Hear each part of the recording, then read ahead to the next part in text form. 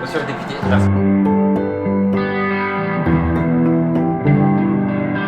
Printemps des cordonneries du 1er avril au 30 juin, fait par un cordonnier pour les cordonniers. Campagne nationale réparer au lieu de jeter. Merci à la Fédération française des cordonniers de m'accompagner dans cette aventure. Aujourd'hui, Olivier Sébastien reçoit Johan Gillet en immersion dans la cordonnerie. Je vous remets mon cher tablier. Merci. Allez. Hop. On va changer la talonnette. Voilà, pareil. Là, il va plier. Restez maître de sa chaussure. Pourquoi le lever à la machine au lieu de la pince? Comme ça nous permet de la force pour la colle et les poignées. Sinon après j'ai pas de force pour le faire tenir. Voilà, doucement.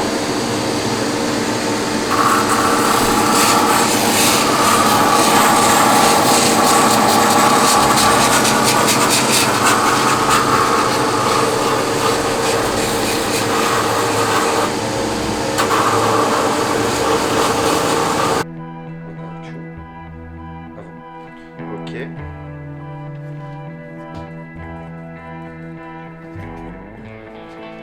suis très manuel ce soir. Tout s'apprend, tout s'apprend. Ça s'apprend. Là, il y a cette colle. C'est bon, largement. Ouais. Ah oui, il va falloir souffler dessus. Et là, vous avez votre caoutchouc pour faire la deuxième partie. Sinon, problème. De ce côté-là, oui, d'accord. C'est ça. Donc il faut en coller les deux morceaux. C'est ça. Et bien laisser sécher. C'est bon, il y en a assez. Et là, c'est... Un peu trop. Et là, on l'a séché avant de mettre. Voilà, vous. Comment tu vois le commerce en ville On voit qu'il y a beaucoup quand même de magasins qui ferment, tout ça. Voilà, grande difficulté de Nîmes, mais c'est comme toutes les villes de taille moyenne et les grosses villes en France, c'est que on a laissé s'implanter des zones commerciales avec du parking gratuit, avec des facilités pour les consommateurs, qui ont fait du mal au centre-ville. Je ne parle pas que de la cordonnerie en général. Donc l'enjeu, c'est de faire en sorte que les gens se réapproprient les centres-villes. C'est paradoxal, hein, parce que on va avoir des magasins qui font du drive pour aller chercher tout, à manger, etc. Et on ne peut pas se garer à proximité quand on va dans le centre-ville. De toute façon, on voit dans le commerce que les villes qui ont voulu instaurer du un peu piéton, un peu voiture, ça ne fonctionne pas finalement. Ce qui fonctionne, c'est ou bien le tout voiture ou bien le tout piéton.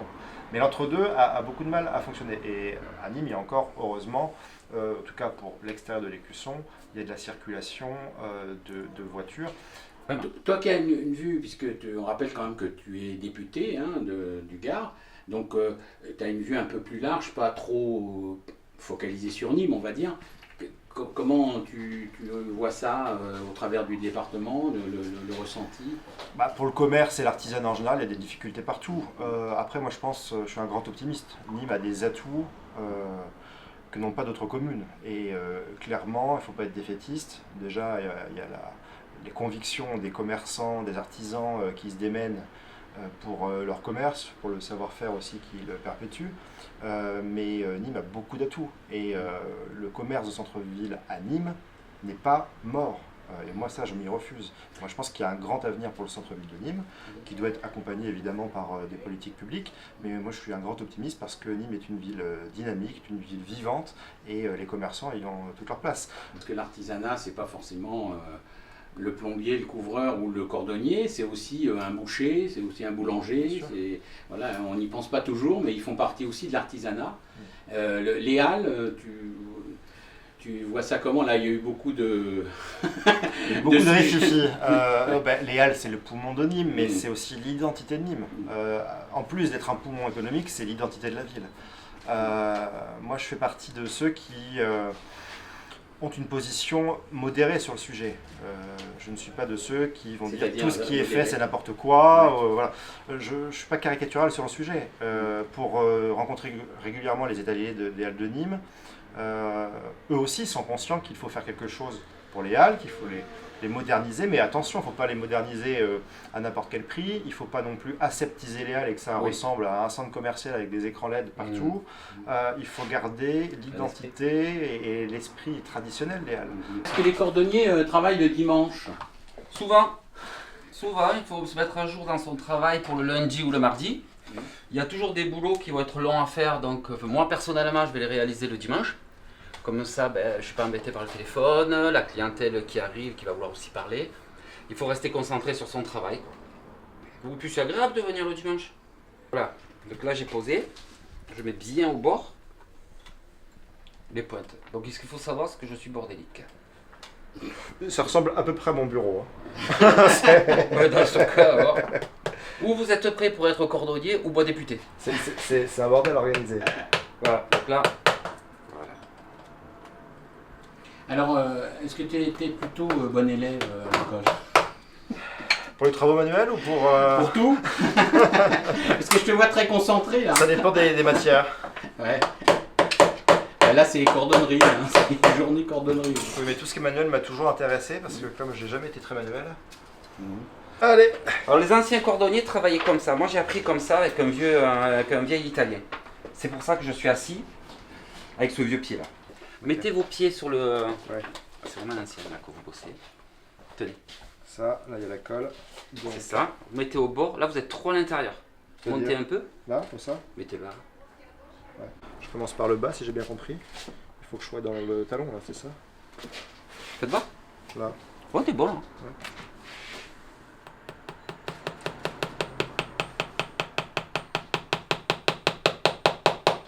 Le marteau, ça va, je maîtrise. Ah je vois ça ouais. C'est quoi? C'est l'assemblée qui fait ça ou pas? Même pas. Voilà. Et La là, fameuse pince. c'est Et là vous coupez à un. Oula, ça va là. On va s'écarter. Je vais tuer quelqu'un. Voilà. Ah, je crois que le pire, c'est quand il y a du monde dans ta boutique et que tu te mets un gros coup sur le doigt. Tu peux pas crier. Et tu changes de couleur. Non, mais ce qui est compliqué en semaine, c'est qu'avec le passage des clients, du coup, on est constamment. Ce qu'on a expliqué la Interpellé, dernière fois en fait. aussi, c'est que. Ouais, mais après, ça reste un commerce de proximité. Ouais. Donc, il faut penser qu'il y a la petite grand-mère qui va vous donner une paire de chaussures, mais qui habite seule. Donc, les clients vous parlent et puis c'est agréable aussi d'échanger avec eux. Donc, la demi-heure ou les trois quarts d'heure que tu vas parler avec des clients, ben, on va la rattraper le soir ou le dimanche.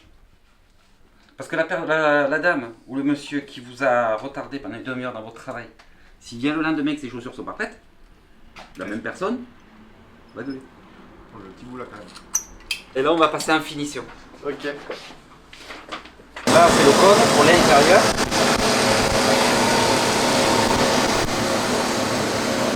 C'est vrai? Ouais, j'étais responsable d'un magasin de chaussures à Paris. Il y a longtemps. C'est vos parents qui avaient une épicerie aussi, non? Mais Ma mes fille. parents, c'était dans le papier peint et le tissu. D'accord, je croyais qu'il y avait une épicerie dans la famille. Non, non. Mais moi, j'ai vendu des chaussures dans D'accord. Paris. Et ce Quoi qui comme était, chaussures? San Marina. C'est vrai. Donc là, je fais tout le talon. Faites tout le bloc. Donc, ouais. Ouais, vous pouvez faire Même, tout le même bloc. ça Ouais. C'est bleu, non? Ça paraît bleu. Non, non, c'est noir, ne vous inquiétez pas. D'accord.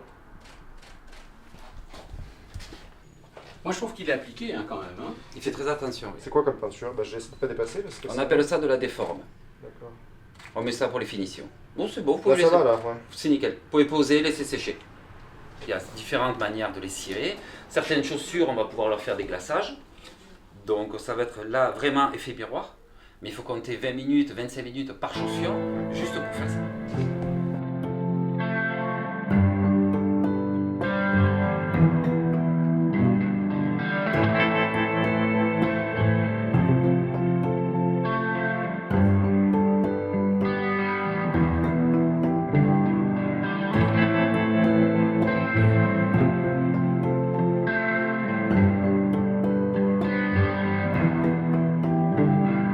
Le centre-ville, il doit aussi être populaire, mais il doit aussi y avoir des enseignes prestigieuses où on y trouve de beaux produits, que ce soit en matière d'habillement ou des produits à consommer comme les Halles de Nîmes. Mais les Halles de Nîmes, il ne faut pas considérer que c'est du produit du luxe, c'est du produit de qualité, tout simplement. Oui, oui. Et on y trouve aussi des choses bon marché. Donc il ne faut pas opposer les consommations. Ah ouais. Les commerçants se sont tous réinventés, parfois contraints et forcés, comme avec le Covid, mais les commerçants ont Le Covid a l'imagination. changé quand même beaucoup de choses, d'après toi quand Bah, même. le Covid a permis aux commerçants d'avoir un peu de temps de réflexion aussi pour se réinventer et trouver de nouvelles solutions et de nouveaux canaux de distribution, notamment par le biais des réseaux sociaux ou par le biais de sites internet. Il y a un manque comment je dirais, de transmission justement des commerçants, des patrons, on va dire, vers leurs employés. Comme moi j'ai appris sur le terrain, il y avait une transmission quand même. Non, je crois qu'aujourd'hui les jeunes, ils auraient envie d'entreprendre, mais ils entreprennent assez peu. Soit ils vont entreprendre à l'étranger,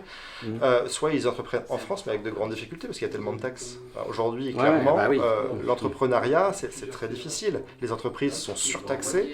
On est dans les recordman du monde, malheureusement, sur les taxes sur les entreprises, sur les bénéfices. C'est pour ça qu'il faut des mesures qui soient très claires et qui permettent d'inciter les jeunes à entreprendre, à créer leur entreprise, à ouvrir un commerce, à ouvrir un commerce aussi lié à l'artisanat comme la cordonnerie. Enfin, voilà, il faut aussi inciter la jeunesse à entreprendre et à faire le métier qu'elle a envie de faire. Justement, au niveau pour les jeunes, est-ce qu'il n'y aurait pas, déjà même en local, est-ce qu'on ne pourrait pas les aider, ces jeunes qui veulent entreprendre, qui ne veulent pas ouvrir un commerce ou je sais pas, une boulangerie par exemple, hein, est-ce qu'on ne peut pas aider localement des jeunes à s'installer? Bien sûr qu'on peut. Quelles seraient les solutions? Il faut une politique volontariste d'aide à l'installation des commerçants, comme le font certaines communes. Hein.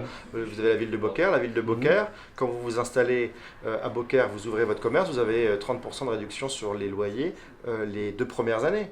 Vous avez une participation importante de subvention pour votre enseigne, pour votre façade commerciale, pour votre terrasse si vous êtes un bar ou un restaurant. Donc il y a des moyens d'inciter et d'encourager les jeunes à entreprendre. Et puis après, sur les cas des boulangers, par exemple, ou des fleuristes qui voudraient ouvrir le 1er mai, mais qui ne peuvent pas à cause de la loi qui les empêche de faire travailler leurs salariés, moi je voudrais qu'on foute la paix tout simplement à ceux qui entreprennent. Ouais, mais là c'est plus compliqué, c'est au national. Enfin tu me diras, t'es député, c'est au national. Il faut à un moment donné, faut bouger les lignes. On ne peut plus accepter que des gens qui ont envie d'aller bosser, on les empêche d'aller bosser. Le 1er mai, le boulanger salarié, s'il vient travailler, c'est parce qu'il est d'accord pour venir travailler. Le patron ne peut pas lui imposer de venir travailler. Donc s'il est d'accord de venir travailler, il va gagner d'ailleurs plus, il va gagner double, voire plus dans certaines zones, et bien pourquoi l'empêcher de travailler? Donc ça, on marche sur la tête. En France, on a malheureusement beaucoup trop de normes qui nous tombent sur la tête, et les entrepreneurs sont les... Ben voilà, alors le ressenti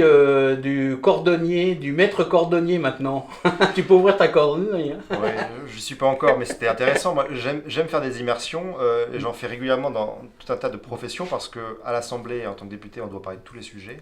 Et moi je fais partie de ceux qui n'ont pas la prétention de dire qu'ils s'y connaissent en tout cas dans tous les domaines. Donc on doit souvent parler de tout un tas de sujets que l'on ne maîtrise pas forcément, et moi c'est pour ça que j'aime aller interroger aussi sur le terrain ceux qui sont en prise avec le réel. Quand on parle du budget de la sécurité sociale, moi j'aime aller m'entretenir avec des médecins, des infirmières, avec des professions médicales. Bien sûr. Quand on parle de l'artisanat, j'aime bien aller voir les artisans, le commerce de proximité, j'aime bien en parler avec les commerçants de proximité, voilà, tout simplement. Ben moi, je tenais à vous remercier d'être venu un dimanche après-midi, d'avoir joué le jeu, de faire le cordonnier. Vous êtes salis les mecs.